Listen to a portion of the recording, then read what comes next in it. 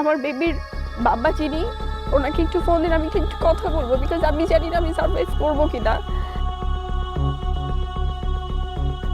অবশেষে নিজের দ্বিতীয় সন্তানকে নিয়ে দেশে ফিরেছেন শবনম বুবলী।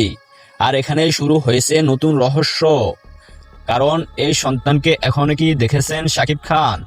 তার আগে জলদি করে ভিডিওতে একটি লাইক করে দিন। জানা গেছে সন্তান জন্ম দিতে গোপনে যুক্তরাষ্ট্র গিয়েছিলেন বুবলী। অনেকের দাবি সন্তানের ভবিষ্যতের কথা ভেবেই এই সিদ্ধান্ত, কিন্তু আসল চমকটা এখানেই। গুঞ্জন উঠেছে পুরো বিষয়টিতে নাকি খুশি ছিলেন না শাকিব খান। এমনকি যুক্তরাষ্ট্রে থাকার সময়ও নাকি ঠিকভাবে যোগাযোগ হয়নি দুজনের। আর দেশে ফেরার পরই নাকি এখনো দেখা হয়নি। অন্যদিকে শাকিব ব্যস্ত ঈদের সিনেমা নিয়ে। ঘনিষ্ঠ সূত্র বলছে ঈদের পরে নাকি সামনে আসবে আসল সত্য।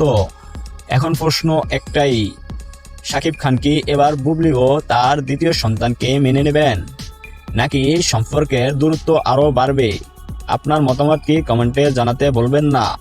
ধন্যবাদ।